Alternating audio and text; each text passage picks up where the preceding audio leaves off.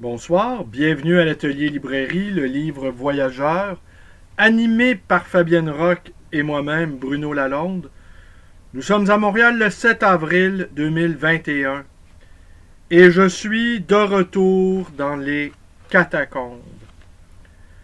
Alors oui, je me prépare à passer encore sans doute quelques semaines dans ce souterrain malfamé, dans ce sous-sol où se trouvent des milliers de livres entreposés, des très bons, non, des bons, n'exagérons pas, des moyens, des livres qui m'appartiennent, des livres destinés à la librairie. Et oui, de retour aux catacombes, car le prochain confinement est imminent. Alors, je m'attends à ce qu'on soit reconfiné d'ici 2 semaines, avant le 20 avril maximum. Et l'atmosphère change. Je peux vous dire aujourd'hui, depuis 2 jours à la librairie, les clients sont inquiets. Les clients sont inquiets car ils redoutent le variant, les divers variants qui commencent à se multiplier. Cette impression qu'un tsunami est en train de foncer sur nous et que les instances gouvernementales gagnent du temps, espèrent que la vague ne soit pas trop grosse et qu'elle n'emporte pas tout sur son passage. Il y a quelque chose de l'ordre de la pensée magique là-dedans. Et par ailleurs, eh bien, nous sommes plusieurs à anticiper quelque chose d'assez redoutable pour finir. Plusieurs pensent aussi que cette crise va durer des années. Des années, des années. Alors, me revoilà dans les catacombes. Je me suis promené un peu, j'ai regardé tout le travail qu'il y avait à faire en me disant quand on va être confiné, je vais passer de longues heures dans cette cave malfamée, mais qui, par ailleurs, est quand même correctement ventilée et aussi dont la température est parfaitement adéquate pour que les livres ne s'endommagent pas. Cependant, il y a beaucoup de poussière, mais la poussière, un libraire disait jadis, la poussière et les livres vont ensemble. La poussière et les livres forment un beau compagnonnage. Livre et poussière, livre et poussière vont de pair. Livre et poussière, livre, tu retourneras en poussière. Et il y a quelque chose qui se passe aussi dans mon inconscient quand je descends les marches de cette cave où sont entreposés des milliers de livres. Une sorte de descente dans... Ça ressemble à la fois à un caveau, ça ressemble évidemment à un souterrain, ça ressemble à un tombeau, ça ressemble à un cénotaphe. Qu'est-ce un cénotaphe? C'est un tombeau vide. Ça ressemble à un lieu de mort, mais où on y retrouve, vous disais-je, des milliers de livres. Je vais aller vous chercher une pile, ça va vous donner une petite idée de ce qu'on y trouve. Il y en a un qui m'envoie des signaux, je vais aller le chercher.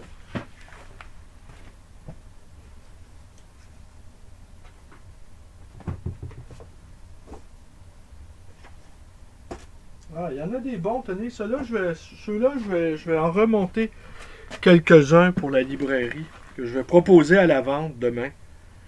La métaphysique d'Aristote, publiée chez Vrin, en 48, le tome 1, malheureusement. Robert de Roquebrune, Conte du soir et de la nuit, chez Robert Valiquette.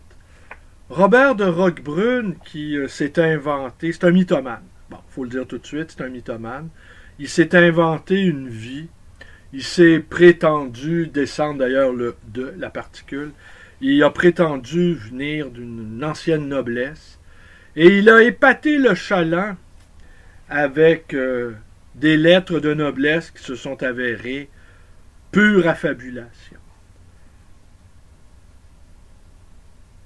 Mais est-ce qu'on en voudrait à un écrivain de pratiquer l'art de la fabulation?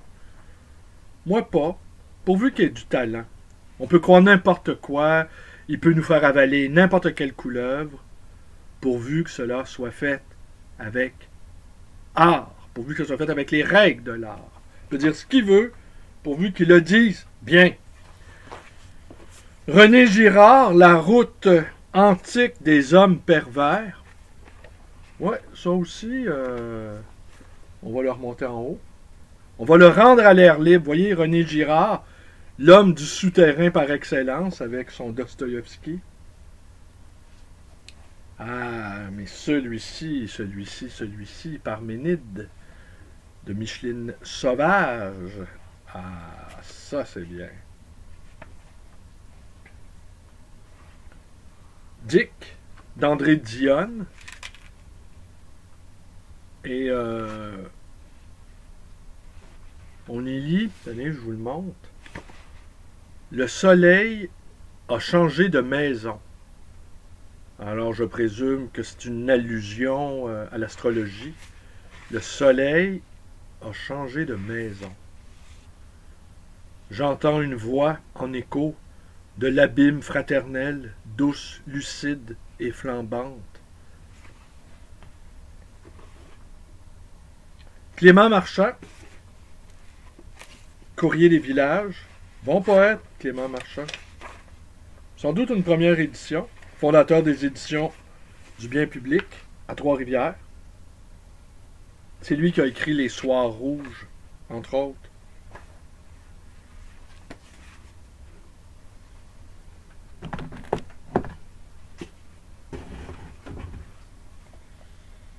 La Pâque de Saint-François. Les erreurs de Dieu. Quel titre? Alors, les erreurs de Dieu, pour la première fois, un homme, simple créature parmi tant d'autres, sans peur, sinon sans reproche, juge l'œuvre de Dieu. Ne pouvant tout analyser, il concentre son attention sur l'évolution du règne animal terrestre et en particulier de sa propre espèce, l'Homo sapiens. Depuis ses origines lointaines, l'Australopithèque ou le Pithécanthrope, jusqu'à son devenir probable, l'Homo cosmus ou l'Homo éclatus. Alors, chemin faisant, que de malfaçons constatées, que de gribouillages, que d'hésitations, que d'erreurs. L'hypertrophie cérébrale de l'Homo sapiens, considérée comme un chef-d'œuvre, ne comporte-t-elle pas plus d'inconvénients que d'avantages? Pourquoi, par exemple, Dieu n'enfla-t-il pas plutôt n'enfla-t-il pas? Oui, enflé. Pourquoi Dieu n'enfla-t-il pas plutôt, il y a 200 millions d'années, le cerveau des dinosaures, dont beaucoup marchaient déjà, la tête haute sur deux pattes? Si le sapien doit abandonner désormais tout complexe de culpabilité pour des imperfections dont il n'est pas responsable, il doit aussi essayer de comprendre les circonstances atténuantes du Dieu créateur. Le docteur Calandry nous entraîne dans un fabuleux voyage à travers des créatures qui ne sont pas loin d'être des chimères. Il nous donne beaucoup à réfléchir. Il nous invite à nous regarder dans un miroir et un sérieux et une profondeur de vue qui n'exclut pas l'humour, fut-il cruel. C'est un livre qui vient à son heure, choquant, surprenant, révolutionnaire. Un livre bien documenté, brillant, vigoureux, etc., a écrit Jean Rostand à l'auteur.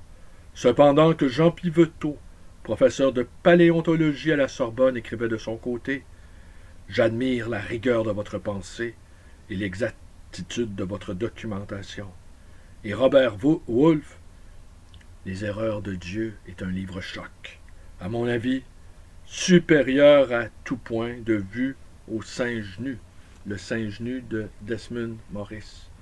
Alors, Les erreurs de Dieu aux éditions Stock.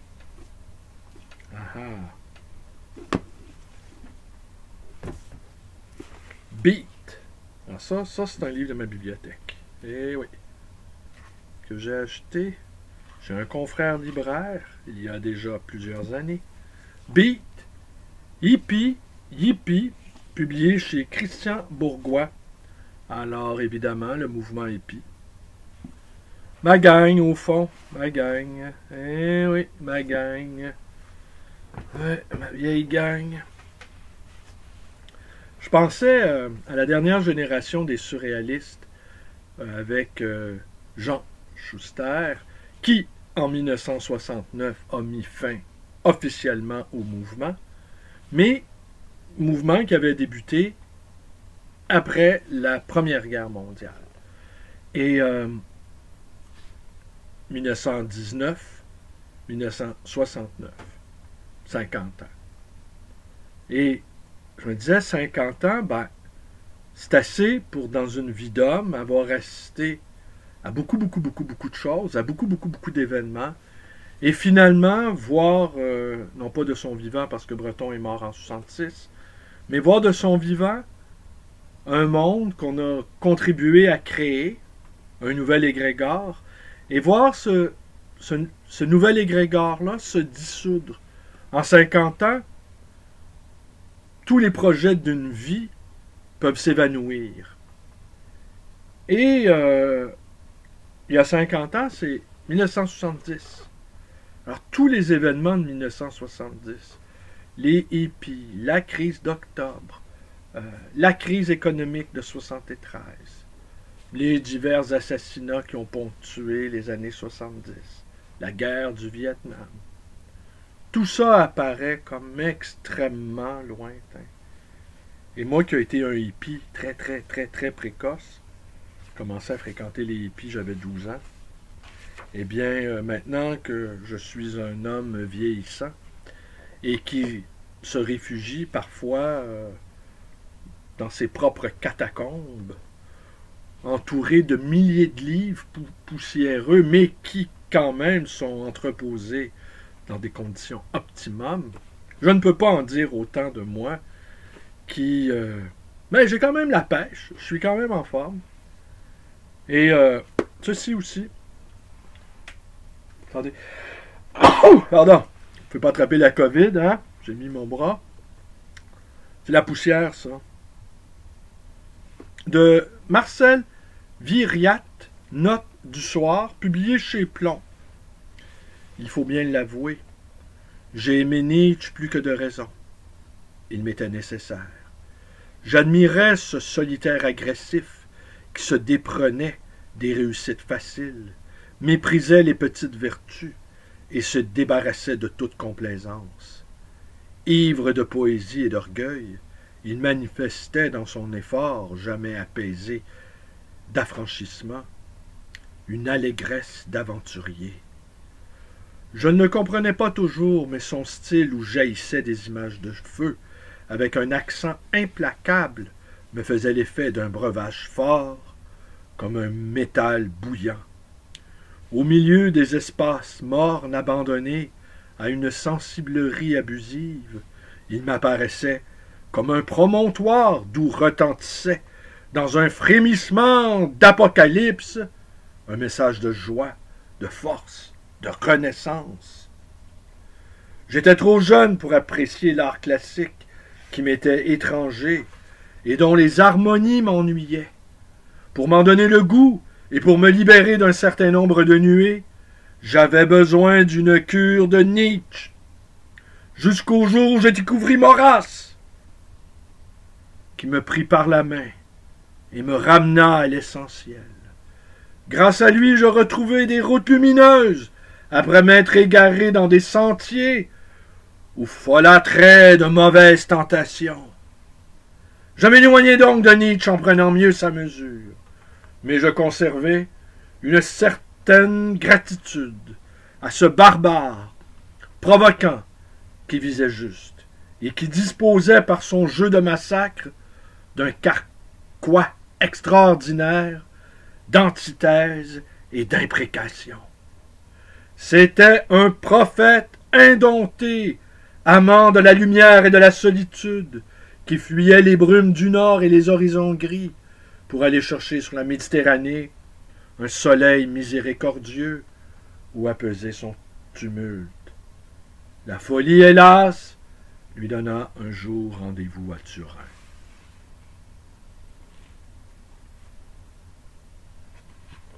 Quand on se lève de bonne heure, on s'en trouve souvent récompensé. À 5 heures ce matin, le ciel était encore noir, avec quelques étoiles éphémères et un croissant de lune qui veillait faiblement au bas de l'horizon. À l'est, une clarté blanche montait au-dessus des bouleaux frissants. La vallée était noyée sous une longue traînée de brume, d'où émergeaient les collines d'en face, suspendues entre ciel et terre.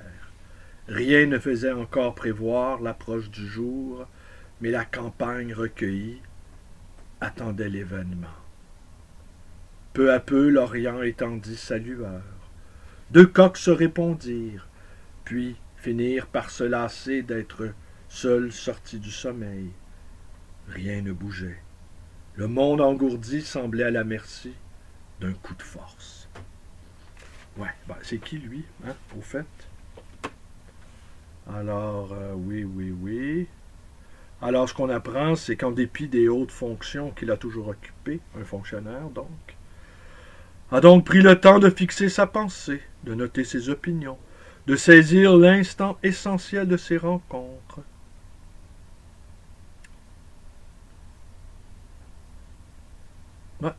Ce livre ne suit pas un ordre chronologique précis, il va où l'humeur de l'auteur le conduit.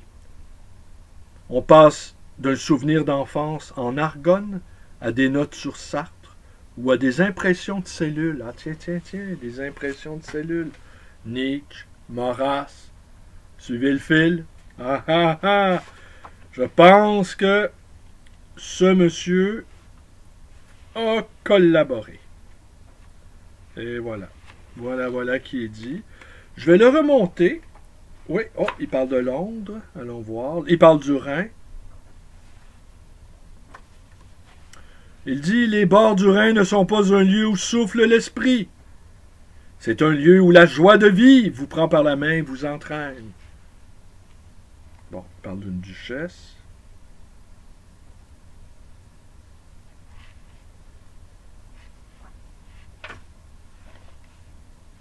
Ouais, il parle de l'Alaska. Je ne sais pas trop qu'est-ce que l'Alaska vient faire là-dedans, mais bon. Ouais, alors donc, c'est Marcel Viriat. Allez, je vous laisse le voir. Voilà. Alors, je vais le remonter. Pardon. Ouais, c'est humide ici malgré tout. En fait, c'est pas l'humide, c'est qu'il y a beaucoup de poussière. Mais, aujourd'hui,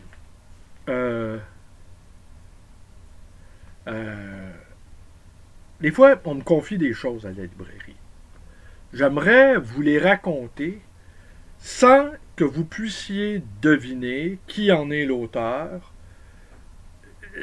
Vous racontez l'histoire en elle-même, dépouillée de certains aspects trop biographiques. Je ne voudrais pas que les gens qui me confient des choses puissent se dire « Ah, ça y est, le soir venu, sur sa chaîne YouTube, il va les raconter. Il va les raconter, ce qu'on me confie, dans un espace presque confessionnal qu'est ma librairie. » mais il y a des sacrées bonnes histoires qu'on me raconte. Et aujourd'hui, on m'en a raconté une bonne. Alors, je vais vous la raconter en gommant, en effaçant toute possibilité pour vous de mettre un nom sur l'histoire. Ben, j'en ai deux histoires. La première, c'est que il y a un intellectuel de très haute renommée qui vient de temps à autre à ma librairie et qui voit un titre, L'amour est un crime parfait, de Jean-Claude Lavie, un titre qui était dans les acquisitions récentes. Il y a une table où je dispose de livres fraîchement acquis, espérant qu'ils trouvent preneur rapidement, mais évitant ainsi d'avoir à les classer, ou de laisser Fabienne les classer. Eh bien, il voit ce titre, L'amour est un crime parfait, et mi-amusé, mi-contrit, il s'exclame dans un soupir étouffé, « J'ai connu tous les rôles, incluant celui du témoin impuissant. J'ai connu tous les rôles, la victime, le bourreau, l'assassin, la dupe et le témoin. » Alors, tout ça dit avec une belle élégance, avec le geste là, comme si on retirait les toiles d'araignée au-dessus de sa tête, toiles d'araignée qui ne manquent pas ici, vous vous en doutez bien. On a besoin d'un sacré bon coup de plumeau et puis d'un aspirateur, tant il y a de la poussière. Hein? Ouais, mais on le sait, la poussière et le libraire font bon ménage. L'autre histoire, c'est concernant une personne qui était connue, pas mal connue, dans le monde des médias, on n'en dit pas davantage, et qui s'est exilée dans un pays du tiers-monde, et où il vit comme un nabab, entouré d'une cour, mais d'une cour d'intrigants, de brigands, une cour qui ne souhaite que sa mort pour finir. Et il ne semble pas voir qu'il est devenu une sorte, ce nabab, une sorte de roi à demi-fou, dans un exil ensoleillé, va sans dire. Difficile de se doter d'une cour de courtisans à Ankara, par exemple. Anchorage, en Alaska, si vous préférez. Difficile, les courtisans se font rares à Anchorage. Très rares, je présume. Et bref, pour pouvoir devenir propriétaire d'une somptueuse résidence, il a fallu qu'il épouse la mère d'un de ses gitans. Mère qui, malencontreusement, est morte un mois après les noces. De manière, on n'en dit pas davantage. Et là, on se met à rêver à ses destins, à cette espèce d'opiniâtreté que certains, je m'inclus dans le lot, pouvons mettre à aller coûte que coûte là où la vie nous attend avec des pièges qui auraient pu être évités facilement, avec des épreuves dont on aurait pu s'épargner, mais cette espèce de volonté d'y aller, d'aller vers l'abîme, d'aller vers la catastrophe, d'aller vers la disparition, d'aller vers la destruction. Ces destins qui filent tout droit vers l'abîme. Et nous, témoins impuissants, ou complaisants, ou indifférents. Nous savons que ces personnages, à la fois intrépides et inconsistants, à la fois téméraires et suicidaires, vont aller nouer quelques alliances sordides qui vont les faire disparaître au milieu d'arbres fruitiers, au milieu de paradis, est-ce que je ressors Marcel Vivrate, au milieu de lieux paradisiaques, mais qui vont devenir un enfer. Et ces destins qui se referment sur eux quand une simple danse, un simple retour sur soi, une simple parfaite conscience des périls qui s'offrent à nous et que nous pourrions éviter pratiquement sans effort aucun.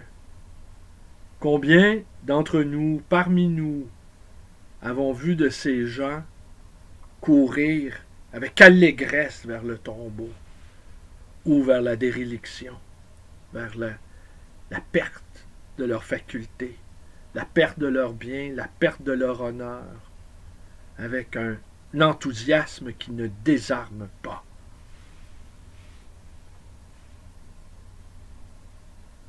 Alors c'est sûr, cette histoire, bon, j'espère en avoir dit assez pour que vous jugiez l'histoire un tant soit peu intéressante, et j'espère également ne pas en avoir assez dit, que vous ne puissiez pas reconnaître cette personne-là, et surtout la personne qui m'a raconté cette histoire avec une profusion de détails scabreux que je vous épargne, mais qui ferait une histoire inimaginable, puis une histoire québécoise aussi. Parce que ce nabab, eh bien, tient court avec à la fois des âmes du cru et à la fois aussi des invités qui viennent profiter des largesses amoureuses des habitants pour quelques deniers. Des histoires un peu sordides. Alors, en fait, peut-être c'est peut-être ça, l'amour est un crime parfait.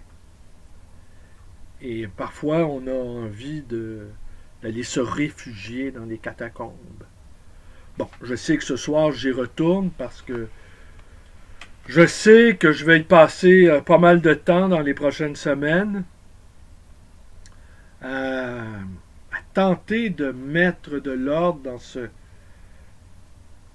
non pas dans ce chaos, mais dans ce caveau, et que j'y parviendrai pas. Ça, c'est l'image de ma vie. Si moi, je ne cours pas vers un destin tragique, assurément, je m'enfonce dans les sables mouvants des boîtes de carton, des boîtes de livres, des cartons de livres.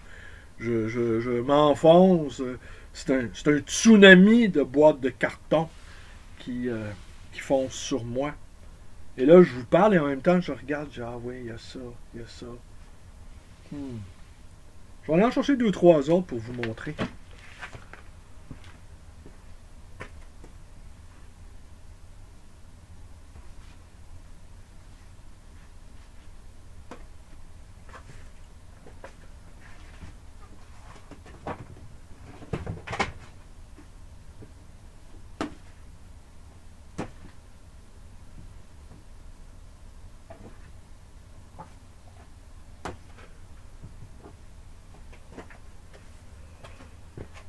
Parce que ici, on y trouve aussi des livres de ma propre bibliothèque qui...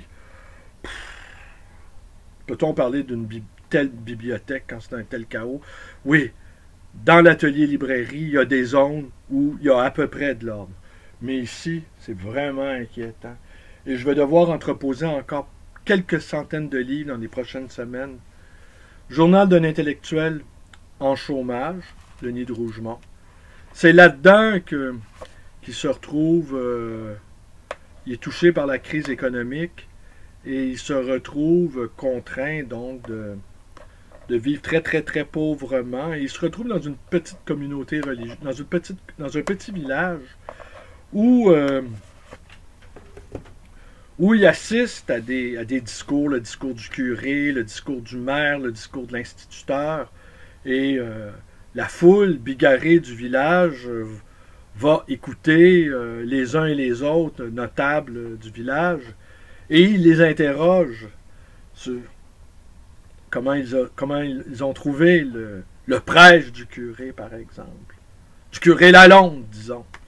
Eh bien, très très bien, il parle très bien.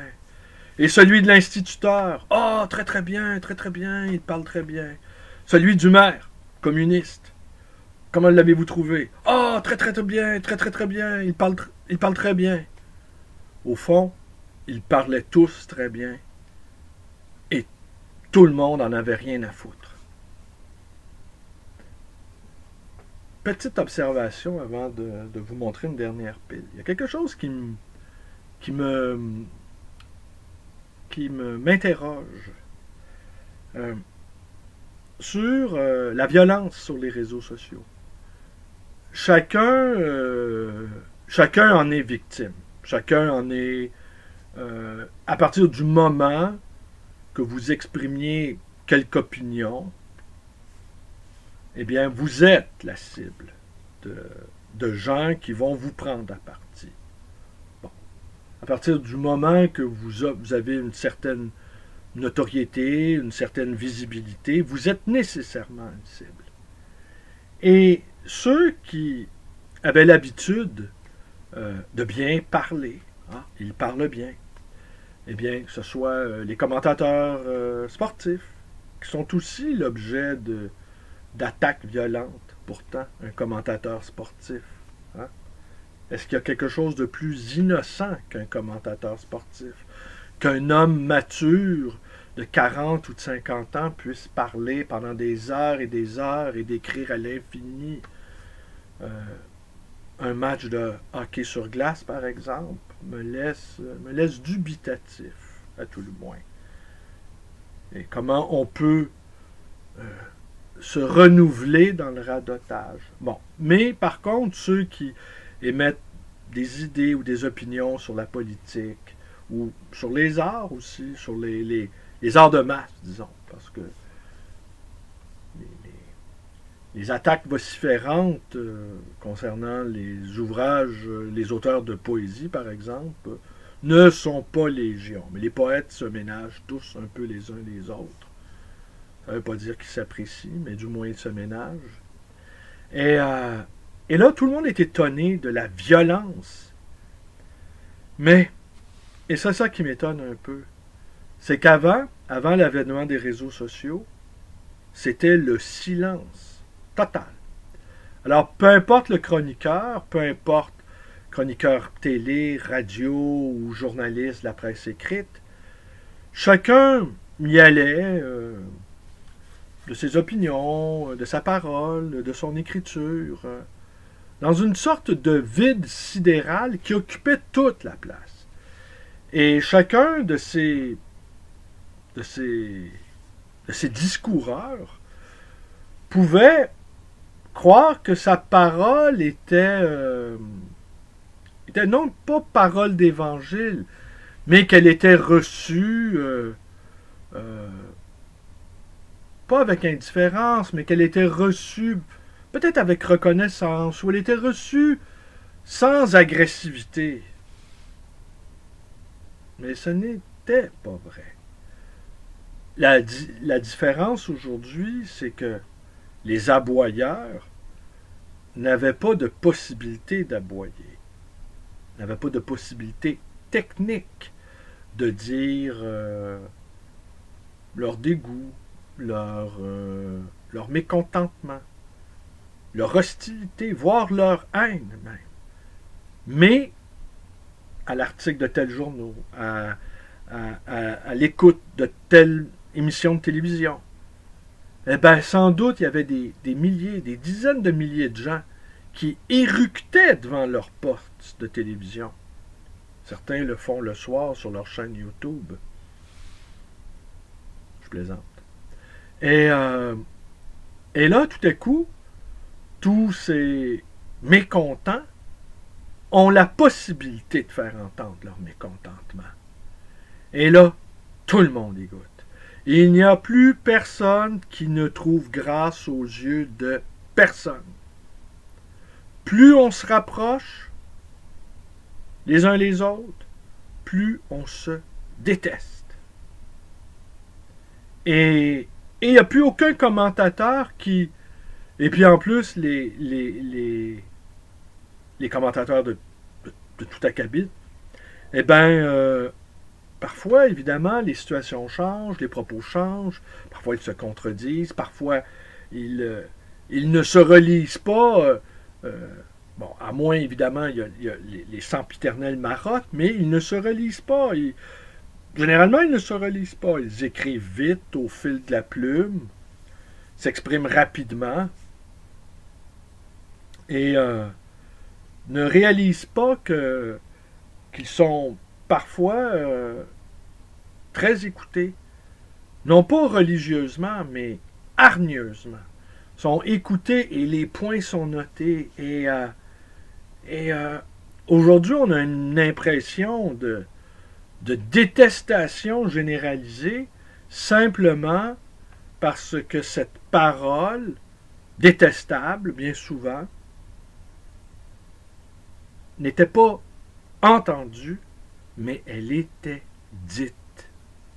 Et là, tout à coup, chacun découvre au fond qu'il est l'objet d'une extrême animosité quand, il y a à peine 10 ans, ces mêmes chroniqueurs avaient l'impression de prêcher ex cathedra devant des masses médusées, quand en réalité, beaucoup de gens dans le secret de leur foyer, eh bien, les maudissaient, les exécraient, les abominaient.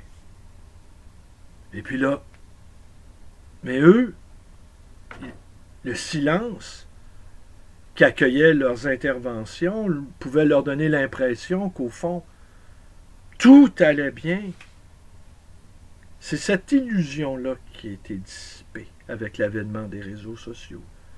Maintenant, la haine, elle est exhibée, elle est nue comme un morceau de viande sur le comptoir. Morceau de viande qu'on laisse se tiédir avant de le passer à la poêle. Et là, maintenant, la haine, elle est partout. Elle est diffuse. Elle s'exprime sous tous les registres. Le régime cru, de peu de mots. Et là, en plus, certains de ces chroniqueurs-là relèvent les fautes d'orthographe, relèvent l'absence de vocabulaire de leurs détracteurs, sans mesurer à quel point, au fond, ils avaient été depuis très longtemps l'objet d'une sourde et silencieuse détestation. Et là, aujourd'hui, on vit dans un univers de haine à ciel ouvert. Et un qui avait très, très bien compris ces paroles souterraines, ces fleuves d'eau saumâtre circulant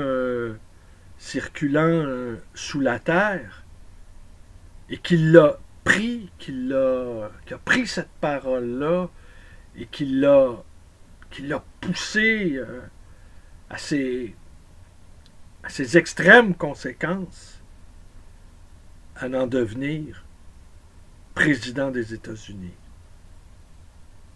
Lui, il l'avait entendu, ça. Et il l'a ramassé, il a laissé cette parole, ces paroles de détestation que personne ne pouvait entendre.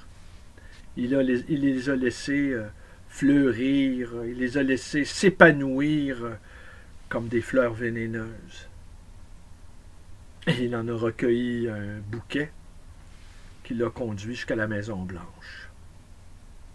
Est-ce qu'il y a de l'avenir pour la parole hostile, la parole dégradante, la parole de haine? Oui. Oui. En fait, attendez-vous à ce que plus il y aura des gens pour la blâmer, cette parole qui est à la fois grognement, qui est à la fois feulement, qui est à la fois éructation, qui est à la fois volcanique, qui est à la fois soufre, qui est à la fois incendie, qui est à la fois poussière soulevée. Attendez-vous à la voir se multiplier, cette parole-là. Et avec ce qui se passe, attendez-vous à ce que les catacombes se multiplient. Attendez-vous que les espaces de mise à l'écart, de mise en retrait, de gens qui vont cesser de s'exprimer, des gens qui ne supporteront plus de baigner dans une eau croupissante, qui vont lui préférer l'eau du silence, l'eau, le clapotis délicat des pages que l'on tourne en les humectant, qui vont décrocher des réseaux sociaux aussi, qui vont décrocher des opinions, qui vont décrocher et de la parole autorisée, stipendiée, et de la parole abrasive, la parole contre, la parole catharsis, qui vont décrocher tout ça. On va les voir disparaître.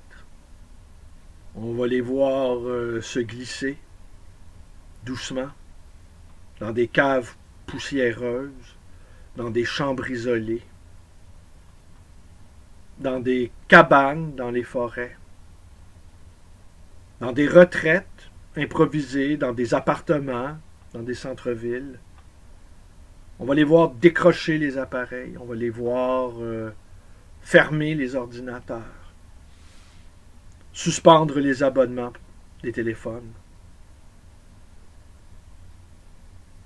Le retour aux catacombes, ça ne sera pas juste les libraires qui sont fermés là, dans les prochains jours. Ça va être aussi le retour aux catacombes de tous ceux qui veulent préserver une certaine part d'humanité et une certaine humilité,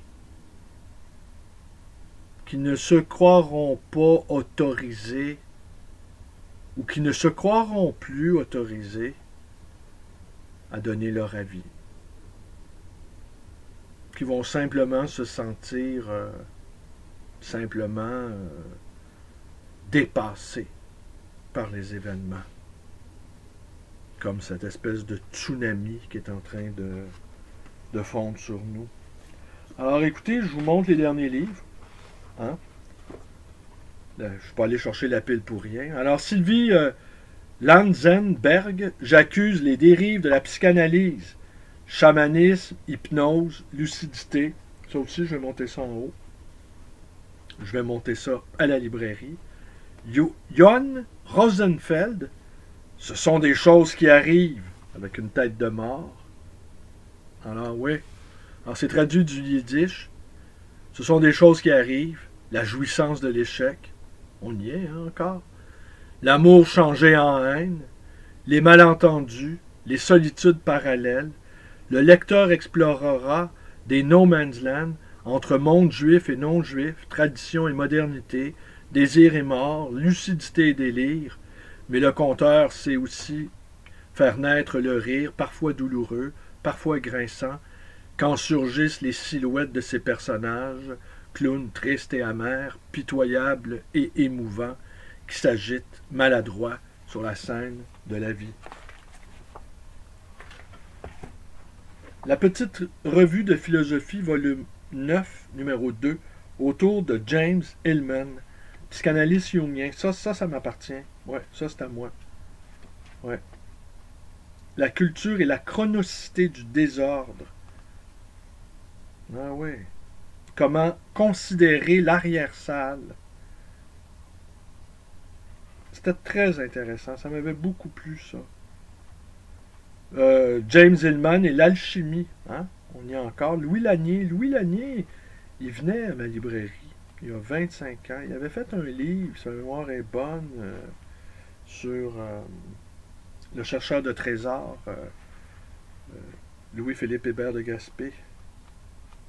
Justement, il est question, c'est assez curieux, hein? J'ouvre et paf, nous ne pouvons toucher au mythe sans qu'il nous touche en retour. James Hillman, Pan et le cauchemar. Alors, qui on y trouvait là-dedans?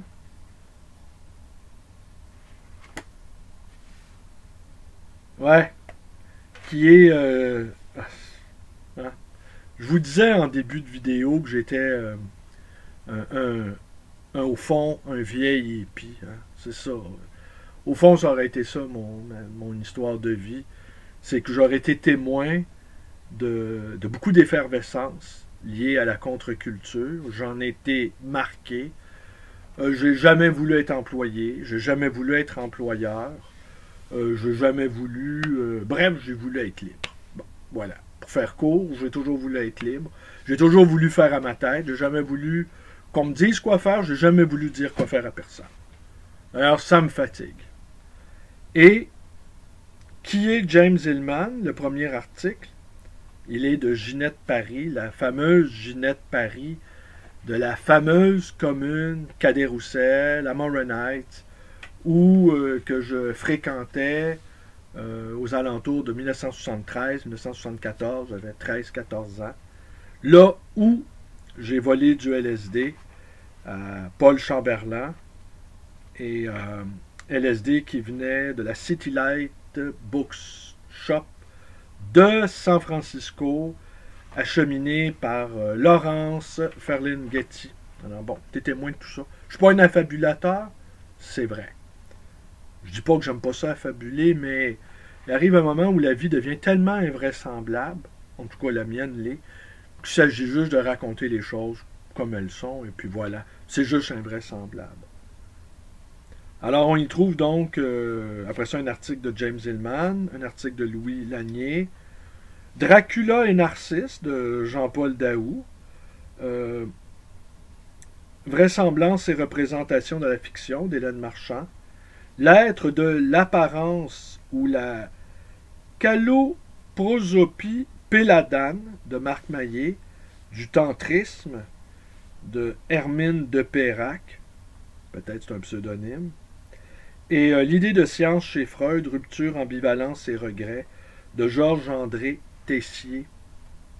Alors, lui, non seulement je le ramène à la lumière, mais je le ramène même à la lumière tamisée de mes propres... Ah, la pile va tomber. De mes propres bibliothèques. L'intraduisible amour de François Charon, Cholem Aleichem, La peste soit de l'Amérique et quelques autres lieux, ça aussi je ramène ça, et Les animaux, frères des hommes, très étonnamment, une préface d'Hubert Reeve. Alors, c'est une anthologie de textes dans laquelle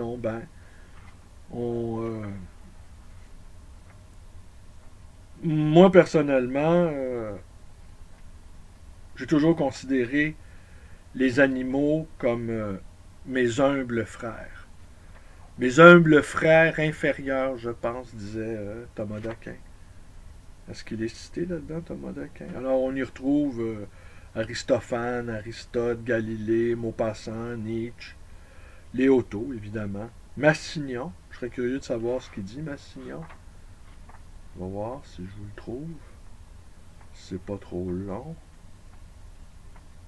Bon, peut-être ça sera une autre fois alors. Ouais, je pourrais aller à la table des matières, ça serait plus simple.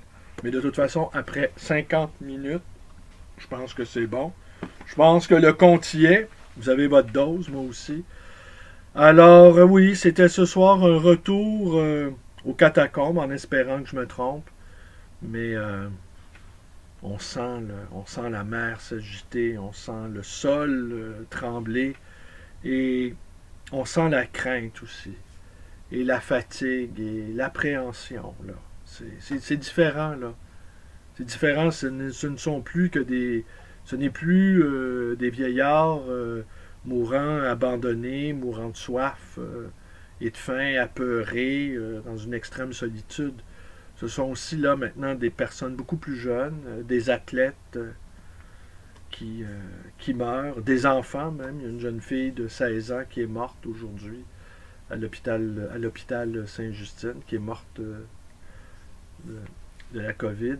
Alors, oui, la COVID, c'est comme ça qu'on dit ça ici au Québec, pour mes amis français. Et c'est ce qu'a dit l'Académie française. C'était la première fois de ma vie que j'entendais les instances québécoises se tourner vers l'Académie française. Peut-être c'est un effet, l'effet secondaire de l'effet d'Annie Laferrière, peut-être. Mais c'était la première fois qu'on y avait recours comme institution pour nous indiquer le bon usage d'un mot. Alors c'est tout. C'est tout. Et à demain. Peut-être dans le catacombe, je me sens bien. J'ai pas besoin d'avoir la vitrine derrière moi, voir les passants qui jettent un coup d'œil sur cette espèce d'olibrius qui s'agite le soir. C'est plutôt plaisant, on est tranquille ici. Mais j'y dormirai pas cependant. Non. Et puis, il y a Ginette qui vient souvent y faire son tour.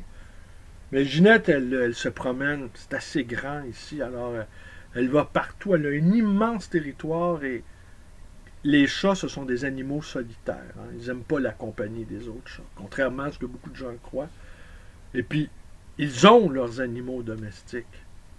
Moi, Fabienne, Léa, Ginette, elle a 3 animaux domestiques. Alors, ça lui convient très bien. Nous sommes ces animaux. Alors, Ginette, aussi invraisemblable que ça puisse paraître, eh bien, elle se croit supérieure à nous. Elle ne peut même pas s'imaginer qu'on puisse même contester ce fait de sa supériorité sur nous. C'est ça, avoir un animal intelligent. Allez, bonne nuit et à demain.